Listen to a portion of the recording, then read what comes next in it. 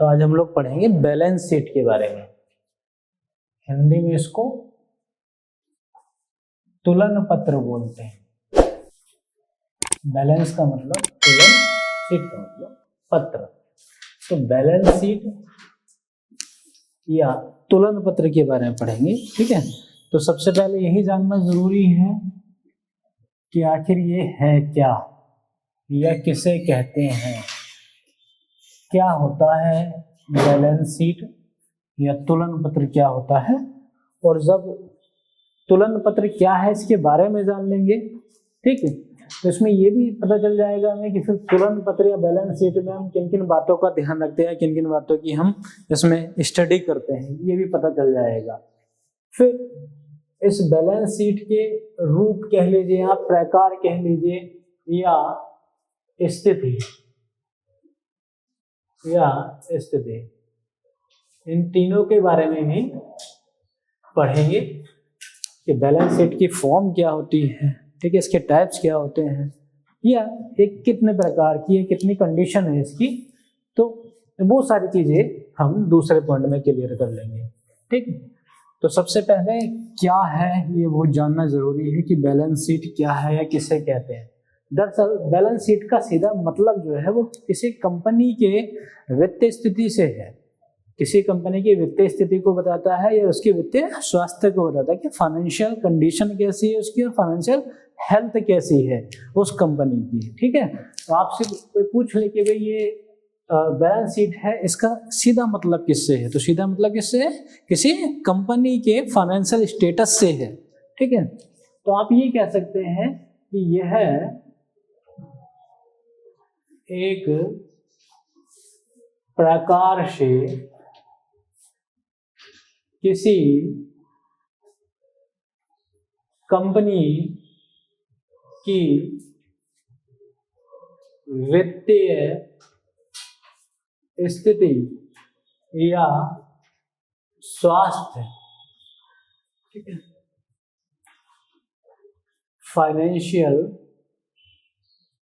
Condition या health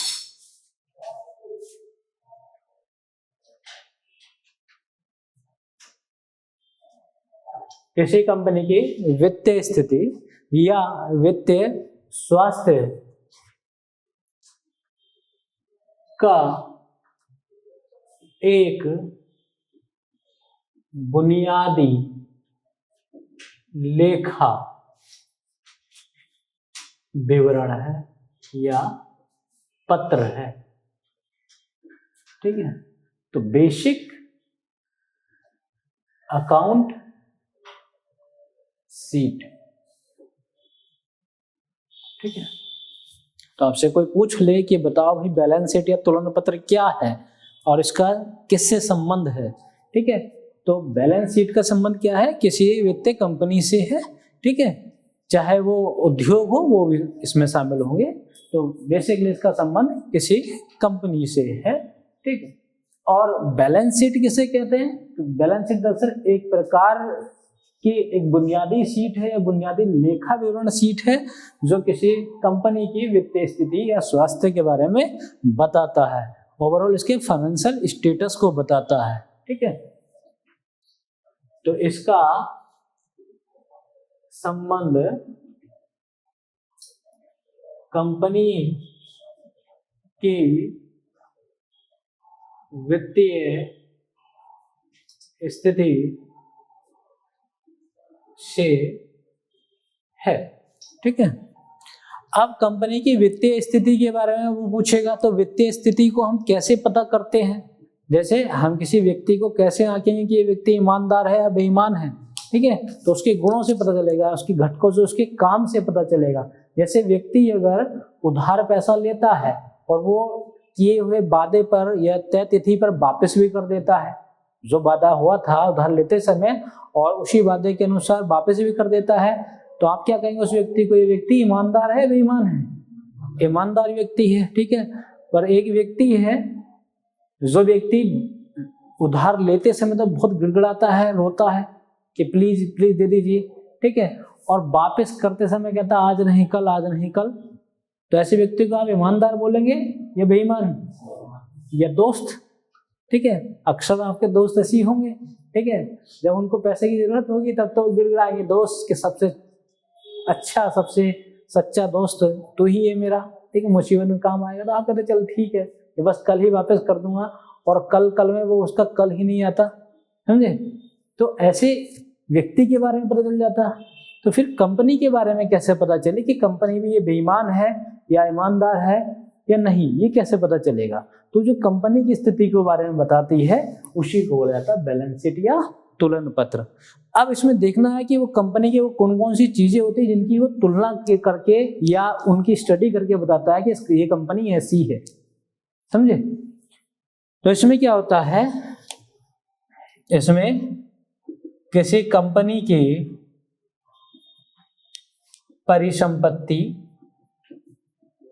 परिसंपत्ति English में एसेट्स या परिसंपत्तियों एसेट्स, दूसरा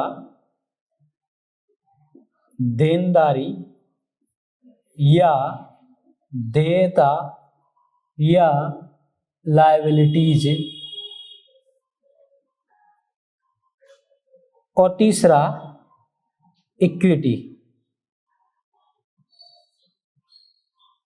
हिंदी में इसको न्याय का नाम दिया गया है, इक्विटी, न्याय, समांतर। इन तीन चीजों पर स्टडी करके बैलेंस शीट बनती है और बताया जाता है कि ये जो कंपनी है इस प्रकार की कंपनी है, या इस कंपनी का बैलेंस शीट इस तरह का है या इस प्रकार का है, ठीक है। तो किसी कंपनी की एसेट, देनदारी, लायबिलिटी और इक्विटी, इन तीनों की तुलना करके उसकी वित्तीय स्थिति का पता लगाया जाता है, ठीक है। तो इनकी तुलना करके वित्तीय स्थिति या स्वास्थ्य का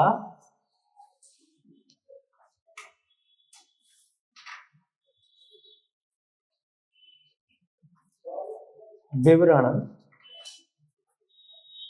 होता है, ठीक है। और ये एक लंबी प्रक्रिया है, ये एक निर्धारित समय के अंतर्गत होने वाली प्रक्रिया है। कोई आपसे पूछ ले कि बैलेंस शीट को कोई एक निश्चित टाइम पीरियड पे दिखाया जाएगा या जब से कंपनी बनी है और कंपनी के खत्म होने तक दिखाया जाएगा, भाई एक निर्धारित समय पे, ठीक है, कि हर साल की बैलेंस शीट तैयार होगी और पता चलेगा कि कंपनी इस साल ऐसी है, इस साल ऐसी है, इस साल ऐसी है, इस साल ऐसी है, ठीक है। ऐसा तो नहीं हो कि आज कंपनी का जन्म हुआ, अब लास्ट में जब मरेगी या मतलब बेकार हो जाएगी या आगे बढ़ेगी, जैसी भी स्थिति होगी कि तब दिखाएगा, नहीं, एक सर्टेन टाइम पीरियड में इसका अपडेशन होता रहता है, ठीक है। तो एक निश्चित समय के या कंपनी सामान्यतः वार्षिक अपना एनुअली रिपोर्ट तैयार करती है, एनुअली बैलेंस शीट तैयार करती है, ठीक है। तो यह जो लेखा जोखा है, यह जो पूरा विवरण है, वार्षिक विवरण होता है। इस प्रकार का होता है, वार्षिक विवरण होता है, ठीक है। तो अब आपसे कोई पूछे कि भाई बैलेंस शीट किसे कहते हैं, तुलन पत्र किसे कहते हैं, तो आप बता सकते हैं कि सबसे पहले तो बताएंगे कि भाई इसका संबंध सीधे सीधे कंपनी से है, ठीक है, कंपनी की वित्तीय स्थिति से है, ठीक है। दूसरा कि भाई ये कंपनी की वित्तीय स्थिति के बारे में एक बेसिक अकाउंट शीट है जो ये बताती है कि कंपनी की वित्तीय स्थिति कैसी है, ठीक है। और इसको आधार या इसको प्रमाणित करने के लिए उसके पास 3 आधार होते हैं। पहला, एक तो कंपनी की एसेट, परिसंपत्ति कैसी है, दूसरा लायबिलिटी या लायबिलिटीज, देनदारी कैसी है, और तीसरा इक्विटी। इन तीनों की स्टडी करके वो बताता है कि भाई कंपनी का बैलेंस शीट इस प्रकार का है। अब 3 शब्द यहाँ पे आए हमारे पास सामने, इन तीनों के बारे में जानना जरूरी है। पहला है एसेट, दूसरा लायबिलिटी और तीसरा इक्विटी। इन तीनों के बारे में जान जाएंगे तो फिर एकदम क्लियर हो जाएगा कि हाँ बैलेंस शीट को हम इस तरह से स्टडी करते हैं, ठीक है। देखिए, परिसंपत्ति या एसेट का मतलब है कि कंपनी के वे आर्थिक संसाधन होंगे, ठीक है, इकोनॉमिक रिसोर्सेज होंगे जिनसे कंपनी की जेब भरती हो, ठीक है, जिससे कंपनी को लाभ मिलता हो, आय बढ़ती हो, कंपनी की फायदा होता हो। ठीक है, साधारण शब्दों में है तो ऐसे समझ लेंगे। ठीक है, नोट बाद में करेंगे। आर्थिक संसाधन जिनसे कंपनी की आय होती है, समझे? ऐसे आर्थिक संसाधन जिनसे कंपनी की आय होती है। सामान्य शब्दों में आप क्या क्या कह सकते हैं कि इनसे कंपनी की जेब भरती है, यही ना, जेब भरती है, मतलब उसको आय हो रही है तो कंपनी की जेब भर रही है। ठीक, अब ऐसे आर्थिक संसाधन कौन कौन से हो सकते हैं भाई? अगर आपसे कोई पूछ ले कि बताओ ये आर्थिक संसाधन कौन कौन से हो सकते हैं, ये तो बता दो हमें इन आर्थिक संसाधनों को। जैसे भाई कंपनी है तो कंपनी में कंपनी की भूमि तो होगी, लैंड, ठीक है, और कंपनी में मशीनें लगेंगी तो उनसे भी तो काम लिया जाए, तभी तो प्रोडक्शन हो रहा है। ठीक है, मैन पावर है वहाँ की, ये हो सकता है। ठीक है, और कंपनी ने कुछ बॉन्ड रखे हैं, शेयर रखे हैं, ये सब चीजें भी हो सकती हैं। ठीक है, और इनोवेशन या आइडियाज ये भी तो हो सकते हैं ना, तो ये सारी चीजें इसमें आ जाएंगी। ठीक है, तो आप बता सकते हैं कि जैसे मशीनें हैं, बहुत साधारण भाषा में बता रहे हैं, मशीनें हो गई, ठीक है, वहाँ की भूमि हो गई, लैंड हो गई, और बॉन्ड हो गए, ठीक है, ठीक, और विचार हो गए आदि, आइडिया, ये सब आ जाएंगे आर्थिक संसाधन। इनसे पैसा आ रहा है या इनसे जेब भर रही है, मतलब इनके उत्पादन से या इनकी उत्पादन शक्ति से जो कंपनी को फायदा हो रहा है, उसी को क्या बोलेंगे हम? एसेट बोलेंगे या परिसंपत्ति बोलेंगे। ठीक है, इसका मूल्य होता है कुछ ना कुछ, ठीक है, दाम होता है, वही काम का दाम होता है, विचार का दाम होता है। ठीक है, तो यही लिख लीजिए, इसका कुछ मूल्य अवश्य होता है। ठीक है, अब आता है देनदारी या देयता या लायबिलिटी। ठीक है, इस एसेट को सामान्य भाषा में एक जो शब्द इस्तेमाल होता है वह लेनदारी भी बोला जाता है, लेनदारी।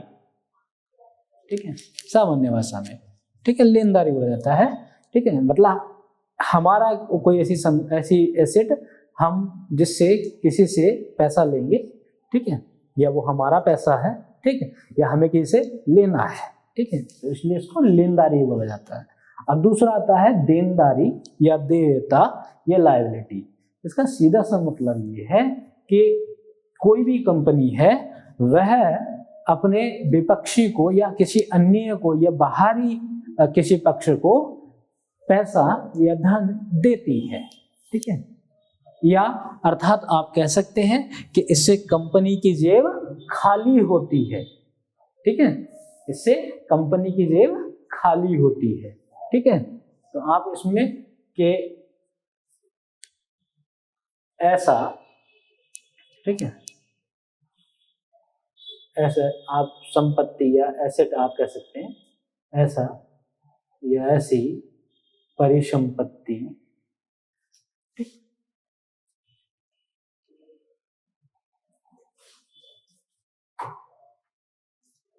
जो किसी अन्य या बाहरी को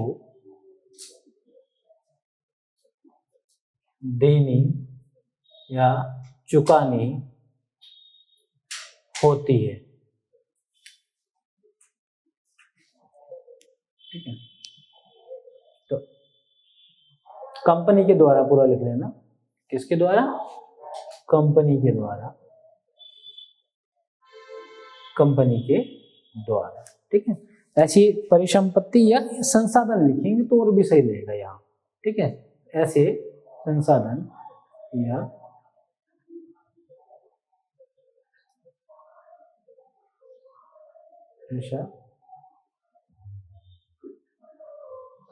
ऐसे संसाधन या धन, ठीक है, या संपत्ति, संपत्ति भी सही है, जो किसी अन्य या बाहरी कंपनी को देनी होती है, किसके, कंपनी के द्वारा, ठीक है। ये कंपनी हो सकता है या किसी व्यक्ति को देने हो, ठीक है। इससे क्या होगा, इससे कंपनी की जेब भरेगी या खाली होगी, इससे कंपनी की जेब खाली होती है, खाली होती है। कहने का मतलब ये है कि सामान्य बोलचाल की भाषा में ये एक प्रकार की उधारी है जो कंपनी को चुकानी होती है, ठीक है। तो यह है एक प्रकार की उधारी, यह एक प्रकार की उधारी होती है, ठीक है, कि भाई हमें तो ये उधार देना होता है। तो कंपनी को जो उधार देना है उसको देनदारी या लायबिलिटी कहते हैं, ठीक है। तो पहले जान लिया परिसंपत्ति, लेनदारी, एसेट किसे कहते हैं, ठीक है, उससे क्या होता है कंपनी को। दूसरा जान लिया कि देनदारी क्या होती है और उससे कंपनी को क्या होता है, ठीक है। परिसंपत्ति या लेनदारी में कंपनी को फायदा हो रहा है क्योंकि उसके आर्थिक संसाधनों का मूल्य मिल रहा है और कंपनी की आय बढ़ रही है, कंपनी की जेब भरी जा रही है, ठीक है। वहीं देनदारी में कंपनी के द्वारा पैसा जा रहा है या उधारी चुकता करनी हो रही है, ठीक है, इससे कंपनी की जेब खाली हो रही है, ठीक है। अब बात आती है इक्विटी। इक्विटी का मतलब वही न्यास है, अगर आपने एथिक्स में पढ़ा होगा तो वहां उससे क्या मतलब है ही नहीं यहाँ इकोनॉमी वाले में। यहाँ सिर्फ एक फॉर्मूले से आप इसको स्टडी कर सकते हैं कि जो इक्विटी का मतलब होता है यहाँ पर वह होता है कि जो टोटल एसेट है कंपनी का, टोटल एसेट्स हैं, इसमें से कितनी उसको लायबिलिटीज देनी है वो, तो लायबिलिटीज, ठीक है। तो इक्विटी का मतलब क्या हो गया कि टोटल संपत्ति, परिसंपत्ति कंपनी कितनी है और उसको दूसरे को कितनी चुकानी है, मतलब देनदारी कितनी है। तो लेनदारी और देनदारी का अंतर ही कहलाता है इक्विटी, ठीक है। तो difference between total asset and liability वो कहलाएगा आपका इक्विटी कहलाएगा, ठीक है। तो इक्विटी से पता चलेगा ना कि भाई देखो इस कंपनी को अभी इतना चुकाना है या इतना लेना है, ठीक है। तो एक तरह का आप कह सकते हैं कि थर्मोमीटर टाइप का है, ये बता देगा कि यंत्र टाइप का है कि इस कंपनी को इतना चुकाना है या इतना लेना है, ठीक है। तो अब इसको दोबारा से पूरा स्टडी करते हैं क्योंकि हमने 3 पॉइंट्स के बारे में, 3 चीजों के बारे में, 3 बातों के बारे में जान लिया, एसेट्स, लायबिलिटी और इक्विटी के बारे में, ठीक है। अब इसको स्टडी करते हैं कि अगर आपसे कोई पूछ ले कि बैलेंस शीट किसे कहते हैं, तो बैलेंस शीट का मतलब क्या होता है कि यह कंपनी का बुनियादी या बेसिक अकाउंट शीट होती है। इसका संबंध कंपनी से है सीधे सीधे तौर पे, ठीक है, और कंपनी की वित्तीय स्थिति को बताता है, जिसमें हम कंपनी की परिसंपत्ति के बारे में, कंपनी की देयता और कंपनी के इक्विटी के बारे में अध्ययन करते हैं और पता लगाते हैं कि कंपनी की वास्तविक स्थिति कैसी है, ठीक है। और इस पूरी प्रक्रिया को हम जिस पत्र पे दिखाते हैं, जिस शीट पे दिखाते हैं, उसको बैलेंस शीट बोला जाता है। तो क्लियर हो गया बैलेंस शीट के बारे में। चलो अब आप बात करते हैं रूप या प्रकार या स्थिति के बारे में, ठीक है, रूप, प्रकार या स्थिति के बारे में। तो आगे जब हम पूरा स्टडी करेंगे तो मेन चीज क्या है, यहाँ इक्विटी भी वो किसी 2 बातों पे टिकी हुई नजर आ रही है, एक तो एसेट पे टिकी है और दूसरा लायबिलिटी पे टिकी है। इन्हीं बातों से पता चलता है कि हाँ कैसी बैलेंस शीट है, क्या है, तो हम वही चीज देखेंगे। तो एक कंडीशन हम रख लेते हैं कि मान लेते हैं कि जो कंपनी के एसेट है, एसेट्स है, ये ज्यादा है किससे, लायबिलिटी से, ठीक है। मतलब जो लेनदारी है वो देनदारी से अधिक है या बड़ी है, हम ऐसे मान लेते हैं, ठीक है। मान लीजिए कि फॉर एग्जांपल ये 50 करोड़ है, ठीक है, ये कितना है, 50 करोड़ है, और ये मान लीजिए कि 10 करोड़ है, 10 करोड़ है, ठीक है। तब ये कंडीशन बन जा रही है। ठीक, तो कंपनी की एसेट मतलब कंपनी की जेब जिससे भरती है वह टोटल जो अमाउंट है 50 करोड़ है। ठीक है, और उसको देना कितना, उधारी कितनी चुकानी है 10 करोड़। तो कंपनी फिर भी फायदे में रहेगी कि नहीं, तो रहेगी। ठीक है, तो इसको आका जाता है वर्थ से। ठीक है, टोटल या नेट वर्थ से। नेट वर्थ ये सब आपने सुना होगा, नेट वर्थ इकोनॉमिक्स में। ठीक है, तो जब कंपनी का एसेट उसकी लायबिलिटी से अधिक हो, ठीक है, तो वहां पर पॉजिटिव नेटवर्थ होता है। कैसा होता है, पॉजिटिव नेटवर्थ। ठीक है, हिंदी में धनात्मक नेटवर्थ बोला जाता है। ठीक है, क्योंकि इसका मतलब है कि कंपनी बेहतर स्थिति में है, ये कंपनी मुनाफे में है, ये पता चल जाता है इससे। ठीक, एक कंडीशन ये हमने देख ली। अब दूसरी कंडीशन देखते हैं। मान लीजिए कि कंपनी का जो एसेट्स है, ठीक, वो कम है और लायबिलिटीज ज्यादा है। ठीक है, लेनदारी जो है वो कम है और देनदारी ज्यादा है। ठीक है, फॉर एग्जाम्पल मान लीजिए कि लेनदारी मात्र जो है 20 करोड़ है। ठीक है, और देनदारी मान लीजिए 80 करोड़ है। ठीक, तो यहां पर कंपनी की नेटवर्थ के बारे में अगर कोई पता करेगा तो कंपनी ओवरऑल, भाई कंपनी को फायदा हुआ 20 करोड़ का और उसको उधारी चुकानी कितनी 80 करोड़ की, तो उधारी ज्यादा हो जाएगी। ठीक, कंपनी घाटे में जाएगी नहीं, मतलब माइनस में जाएगी। तो ऐसी नेटवर्थ को बोला जाता है माइनस या नेगेटिव नेटवर्थ। क्या बोला जाता है, नेगेटिव नेटवर्थ। ठीक है, ऋणात्मक नेटवर्थ, ठीक है, कहा जाता है। अब तीसरी कंडीशन और हम मान लेते हैं कि मान लीजिए कि कंपनी के जो एसेट्स हैं, लेनदारी वह बराबर है उसकी लायबिलिटीज के, मतलब लेनदारी भी बराबर है और देनदारी भी बराबर है। समझे, जैसे मान लीजिए कि 70 करोड़ उसका एसेट है और 70 ही करोड़ उसका देनदारी है, देना है, बराबर है।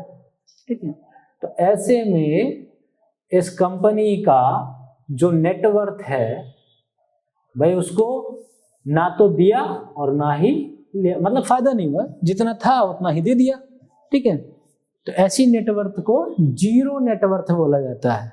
क्या बोला जाता है, जीरो नेटवर्थ। जीरो नेटवर्थ बोला जाता है, शून्य नेटवर्थ। जब आप किसी कंपनी के बारे में स्टडी करेंगे तो नेटवर्थ शब्द समझ में आएगा या सुनने को मिलेगा बार बार कि नेटवर्थ क्या होता है। तो यहाँ एक शब्द को हमने समझ भी लिया कि नेटवर्थ क्या होता है। तो नेटवर्थ एक तरीके से किसी कंपनी के स्टेटस को बताता जा रहा है कि भाई इस कंपनी का, अगर कोई आपसे अब कह दे कि इस कंपनी की नेटवर्थ जीरो है तो आप क्या बातें समझेंगे कि इसका मतलब इसकी जो एसेट है और जो इसकी लायबिलिटी है वो दोनों ही बराबर हैं। ठीक है, मतलब 10 कमा रहा है और 10 ही चुकाना है, कोई फायदा ना कोई नुकसान। ठीक है, तो वही कह दें आपसे कि भाई इस कंपनी की जो नेटवर्थ है वो नेगेटिव नेटवर्थ है, तो आप क्या समझोगे कि आमदनी अठन्नी और खर्च रुपया वाली कंपनी है। ठीक है, और वहीं आपसे कह दे कि इस कंपनी की पॉजिटिव नेटवर्थ है। ठीक है, तो आप क्या समझोगे कि भाई कंपनी अच्छी है, ठीक है, कमाती ज्यादा है। ठीक, तो ये नेटवर्क से पता चल जा रहा है कि कंपनी की स्थिति कैसी है। अब इसी नेटवर्क की स्टडी करके तैयार होती है बैलेंस शीट, और बैलेंस शीट के अलग अलग कलर से पहचाना जाता है कि किस तरह का बैलेंस शीट है। ठीक है, जैसे अगर किसी कंपनी की पॉजिटिव नेटवर्थ है, ठीक, तो यहां पर जो बैलेंस शीट बनेगी वो पिंक बैलेंस शीट बनती है। ठीक है, गुलाबी तुलन पत्र बोला जाता है इसको। ठीक है, तो आपसे अगर कोई पूछ ले कि तो गुलाबी तुलन पत्र किस प्रकार की कंपनी का होता है, तो गुलाबी तुलन पत्र उस कंपनी का होता है जिस कंपनी की नेटवर्थ पॉजिटिव होती है। क्लियर हो गया?